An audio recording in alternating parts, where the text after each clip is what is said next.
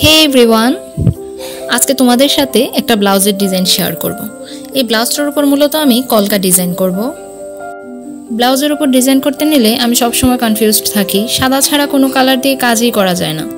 আগে প্রথমে আমি একটি ময়ূরের ডিজাইন করে নিয়েছি কাগজে, এখন আমি এটার ডিজাইনটা ব্লাউজের পিঠে করব।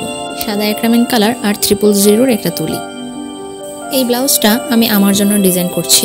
সবার জন্য শাড়ি, পাঞ্জাবি, ব্লাউজ কত কিছুতে পেইন্ট করি, কিন্তু সত্যি কথা বলতে এই পর্যন্ত আমার কোনো শাড়ি বা ব্লাউজ পেইন্ট করে পরাই হয়নি।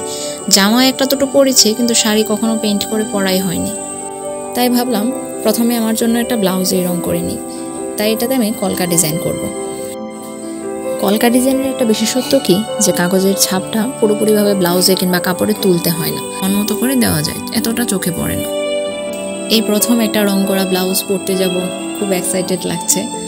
নিজের জিনিস তো অনেকেই পরে, ওরা অনেক ধরনের কমেন্ট করে, ভালো হলো না, পরবর্তীতে নিয়ে আসে যে এই জায়গাটা ফাঁকা লাগছে, আমি সেটাও পূরণ করে দিই। আমার জন্য শাড়ি কালার করি, তখন শাড়ি কালার করার আগে আমি এক কালার শাড়িটা পরে নিই, এটা একটু ছবি তুলি, কিন্তু শাড়ি কালার করার পর কেন জানি সেটা পরতে ইচ্ছে করে না।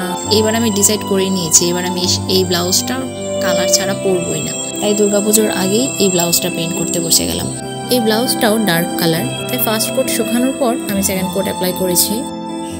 পিঠের মিডিলের কাজটা শুকিয়ে যাওয়ার পর এবার আমি বর্ডারের কাজ করব। বর্ডারের একটা সাইডের কাজ আমি রেকর্ড করেছি, আর অন্য সাইডের কাজটা আমি অফ ক্যামেরায় করেছি। একই ডিজাইন করেছি, দেখলে তোমরা বুঝতেই পারবে।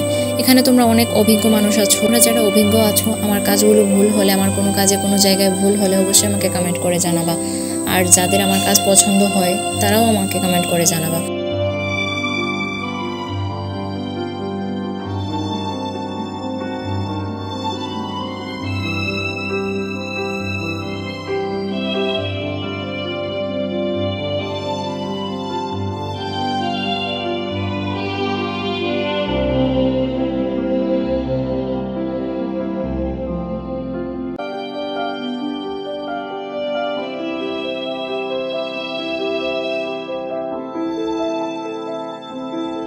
ব্লাউজের হাতায় যেই ডিজাইনটা করেছি সেটাও কাগজে এঁকে নিয়েছি, সেটা দেখে দেখে ব্লাউজের হাতায় ডিজাইনটা করে নিয়েছি।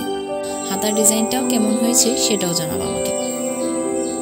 ভিডিও শেষে ব্লাউজের পুরোটা ডিজাইন দেখিয়ে দেওয়া হয়েছে, তোমরা ভালো লাগলে অবশ্যই আমাকে জানাবো, আর কোথায় ভুল ত্রুটি হয়েছে সেটাও আমাকে জানাবো।